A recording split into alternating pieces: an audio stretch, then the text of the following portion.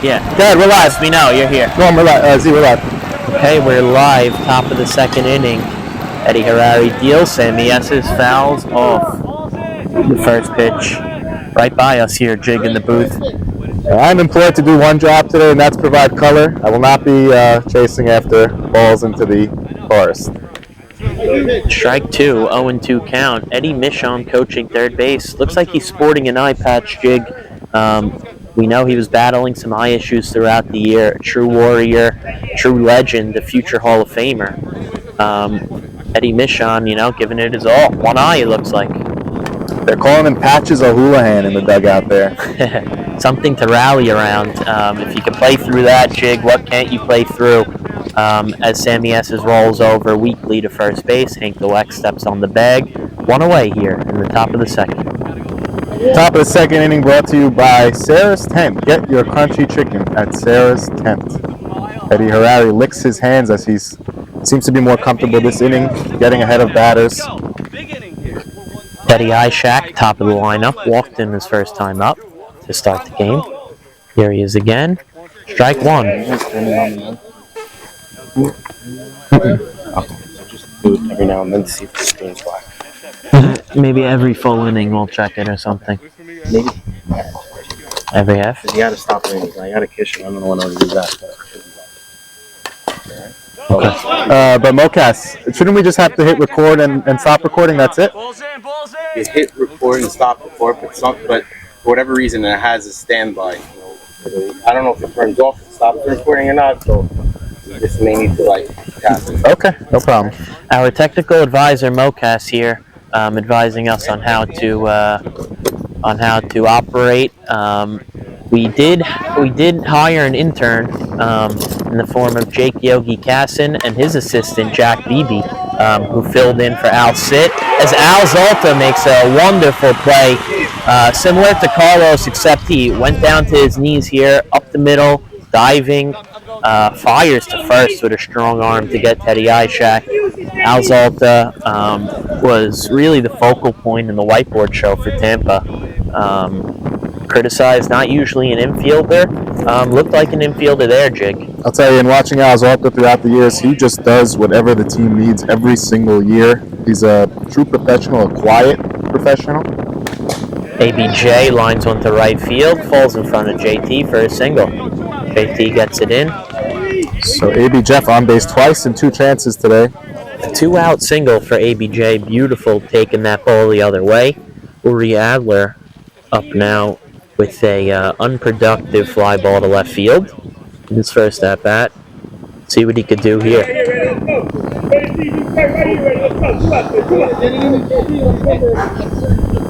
Raw Dog starting to come alive now, Jake. That's exactly what we like to see playoff time, and all times, if you will. Well, yesterday after Shabbos, we had Uri Adler rips it. Eric Citron snags this one. Snags this one after the first inning on making the play. A beautiful snag there on a really rocket shot by Uri Adler. We head to the bottom of the second here, Jig. And the score is 4-1, never again.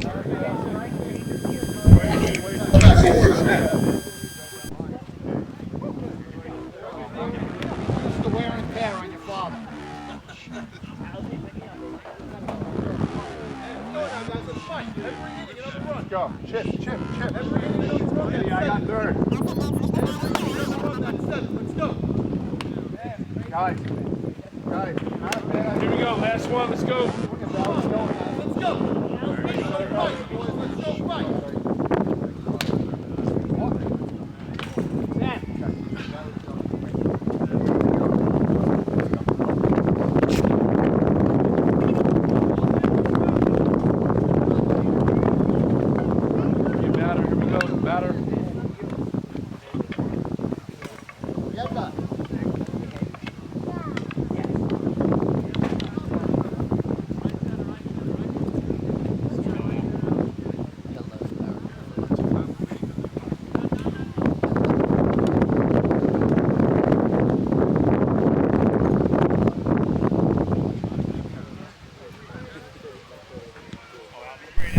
1.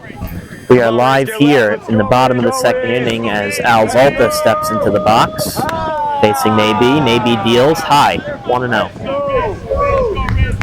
Al Zalta made a fabulous play in the field.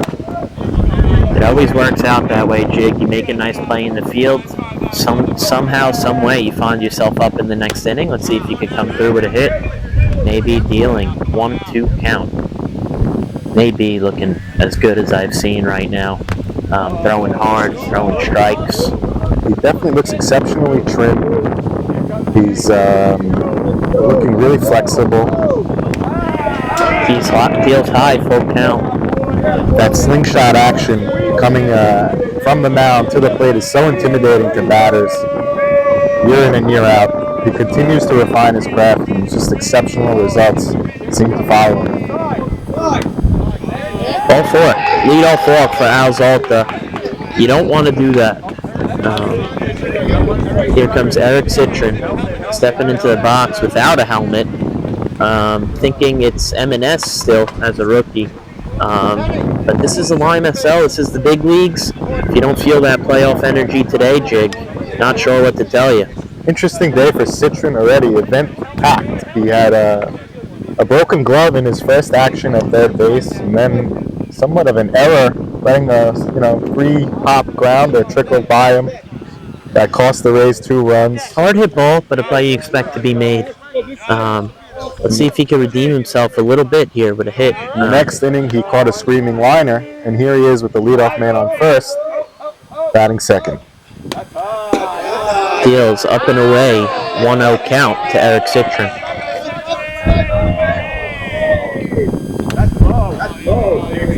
Strike gets a call at the bottom of the zone.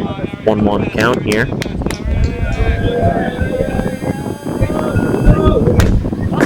Ground ball, third base, Sammy Esses. There's one. Throws it over, beats it out. Boy, does Sammy Esses look comfortable at third today. Wow. Couple of really nice plays early, making it look smooth without a hiccup. Retires the lead runner there. 1 out, 1 on for Joe Chira here. A mid-season acquisition for the Rays. Eventful first inning for him as well, Jig. Maybe another shot to redeem himself here. Started off the season extremely slow, which frustrated Warriors management Jack Abadi and Michael Saban Solomon, who then dealt him over to Tampa Bay in exchange for Isaac Indy, a rookie. Early on in the year, Warriors were touting the Joe Chira draft pick as the key to their draft, a steal. I believe it was around the 67th pick mark. Yeah, that's exactly right, Jig. The whole league was up in arms. How do you let the Warriors get him? How do you let the Warriors get him? Didn't really produce much for the Warriors, which led to his trading. JT, who I saw over the weekend, mentioned Joe Chira is really starting to come around. JT and Joe Chira go way back, so there could be a little something there where JT sees value. As Naby deals, ground ball. Nate Kush makes a nice backhand play, takes it himself. 2 outs, runner on second here.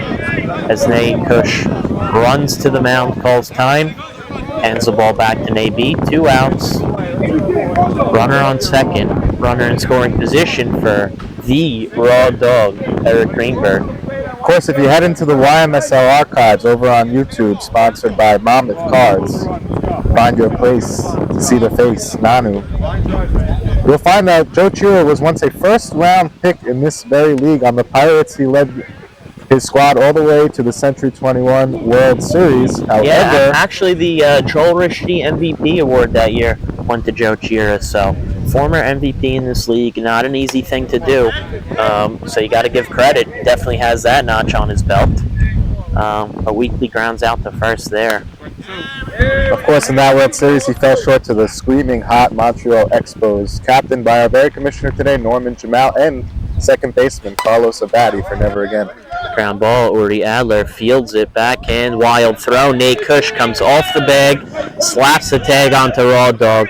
Nate Kush, not known as a first baseman, looking like one there. A beautiful backhand stab, and then coming off the bag to make the tag there, retires the side without any harm. We go to the top of the third.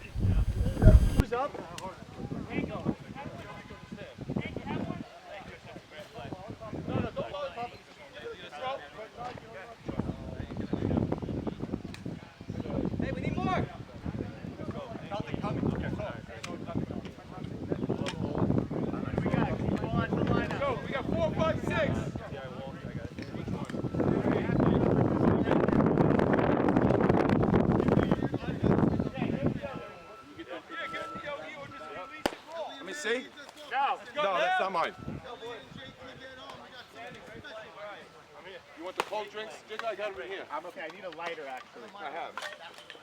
Okay, here we go. Last one.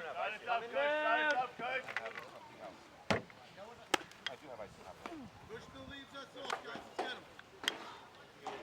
Walked him last time on 12 pitches. Coach is giving me a hard time balls and strikes. Doing commentating.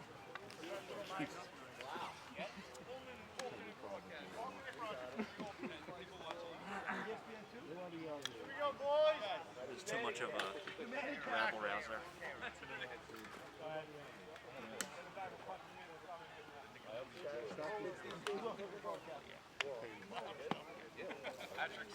Let's go now, coach! Claim they're doing great.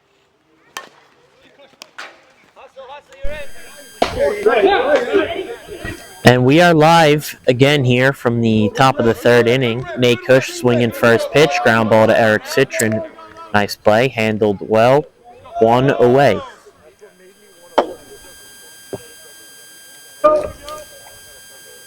So the score is still 4-1. As Vamos Los, Carlos Abadi steps into the box. A champion last year with Shake and Bake, the championship right fielder. What a pleasure to have in the clubhouse, Carlos Abadi. One of the great faces and members of our league. Loops it into center field, nice and easy for Joe Greenberg. First try for Joe. Retires Carlos, 2 away. Carlos, another player with a up and down career.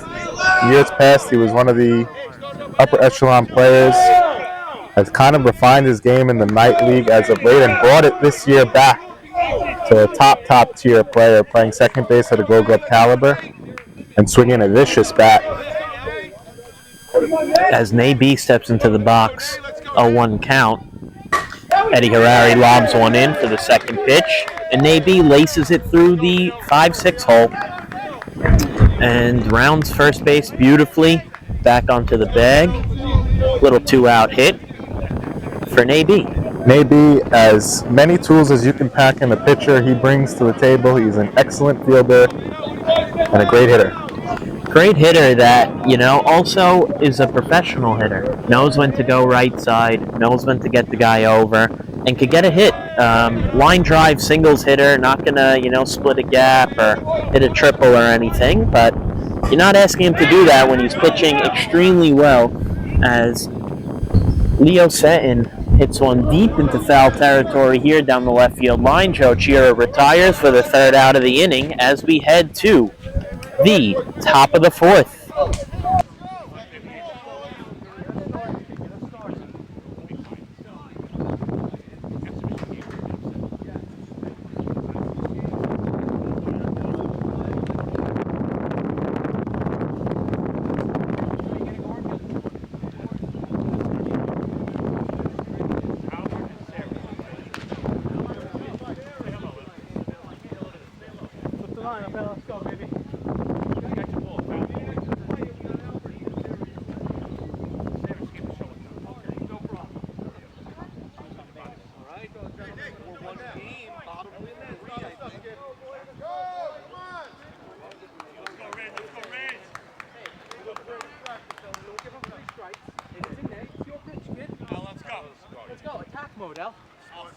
Hard and low, you'll get on. Let's go now.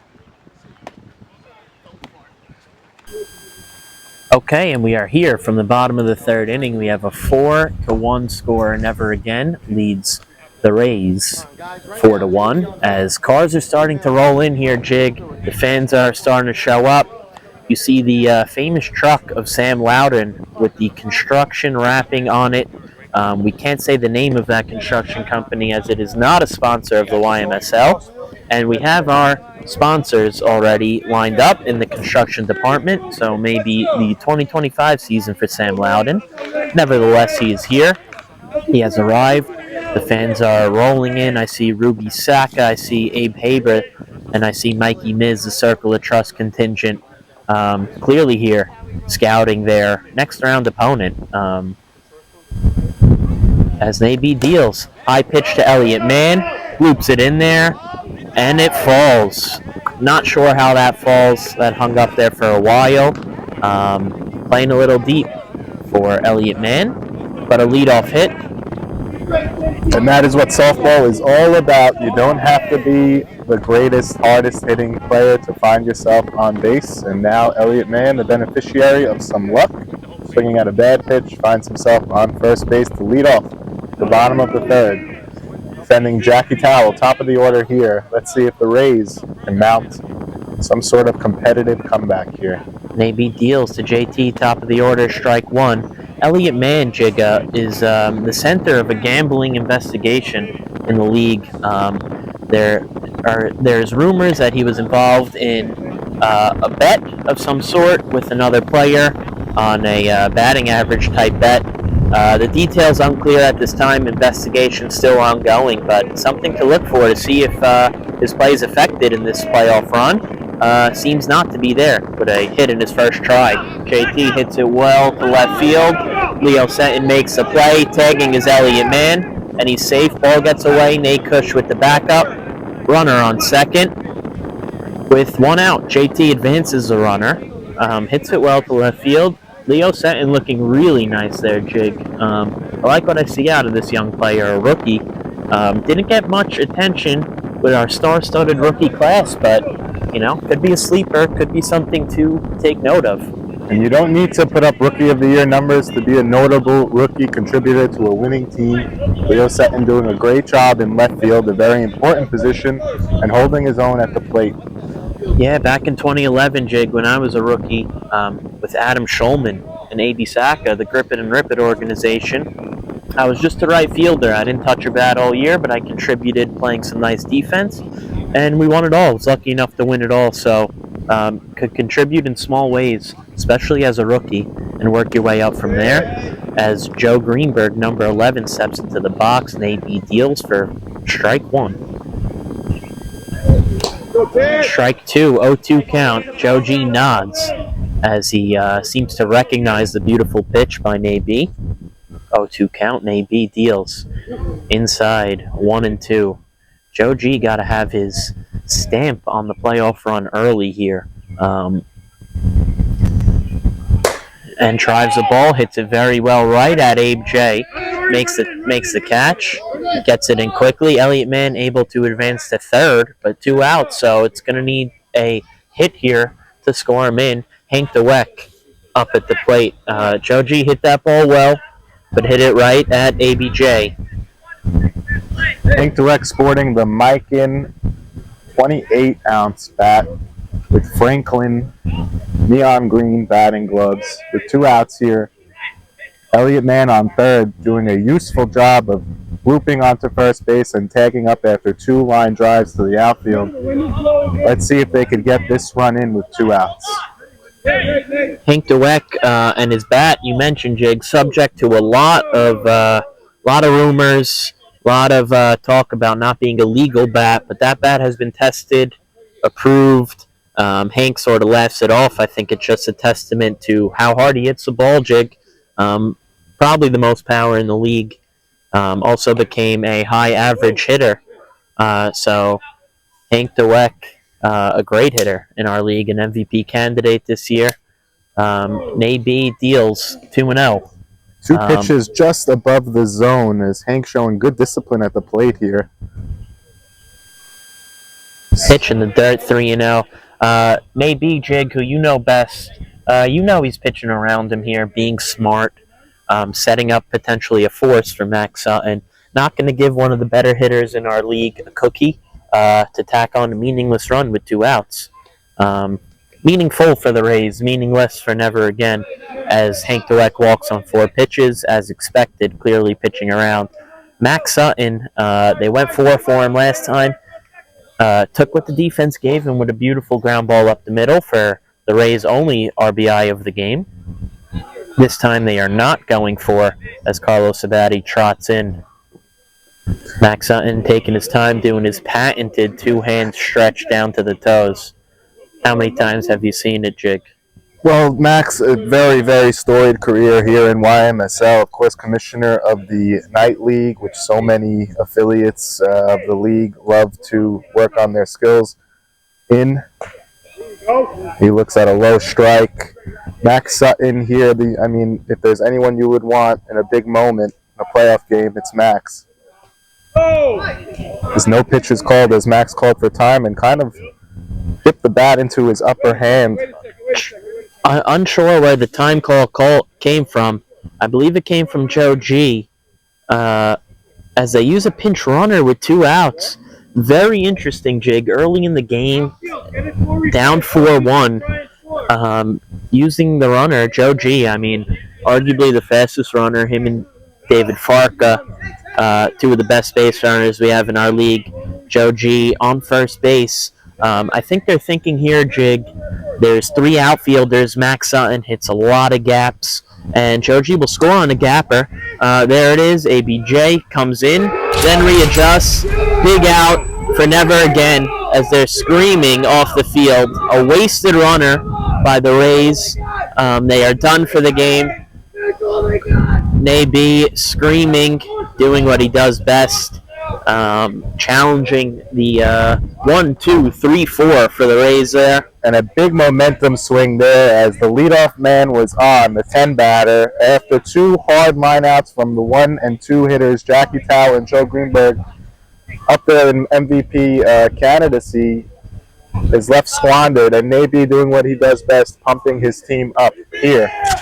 And we have our commissioner here, Norman Jamal, stepping into the booth between innings. Want me to sit or stay?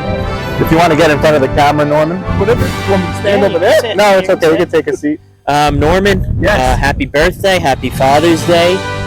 What an unbelievable regular season that we had, and a great opening to the postseason. We welcome you in the booth here as we head to the top of the 4th. It is 4-1 never again. Well, listen, first of all, I want to thank you 2 guys for doing this alternate broadcast. I see there's multiple cameras set up. I cannot wait to see what this turns into. And that's the difference between guys that everyone runs into a bad season like you guys did. Some of them pack up and go to Europe or whatever. You guys show up and say we're going to do an alternate broadcast. And we're going to be here 9 a.m. and give the viewers even another dimension of what we love about this league. So I'm very excited about that. I think what we just witnessed was the first intense moment of the game.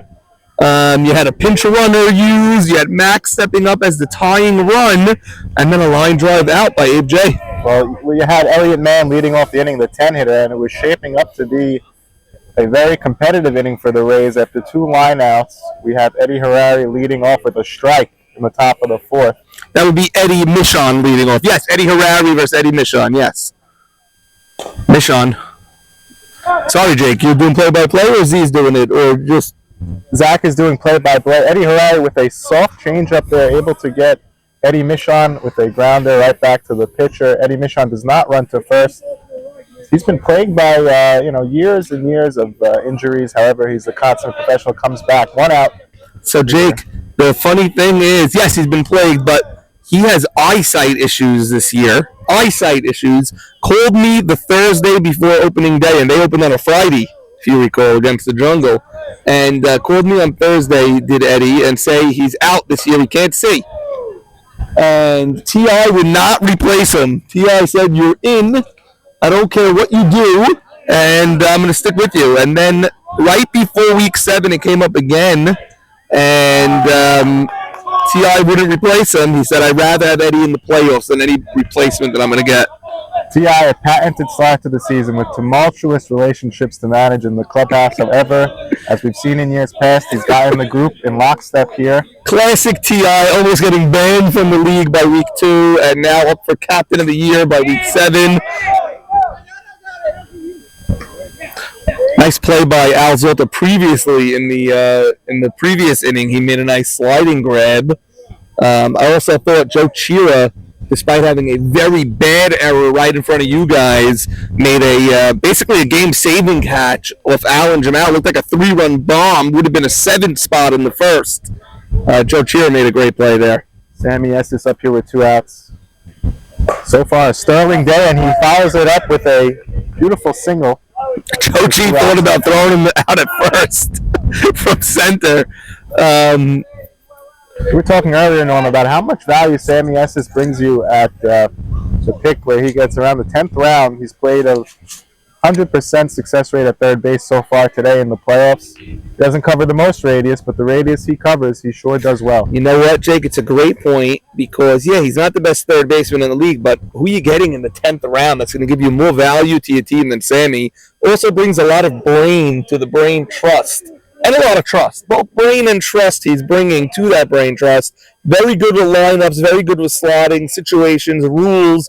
And like you said, he makes that throw across the diamond better than anybody. Yeah, and how about T.I.'s end of the draft? I think in the 9th he went Leo Set. In the 10th he went Sammy S's. And in the 11th he went All-Star Nate Kush. Wow, are you A serious? phenomenal 9, 10, 11 in the draft as Captain T.I., as we are praising him, flies out into foul territory as we head to the bottom of the 4th. That's incredible. Nate Kush in the 11th round. Oh, 9.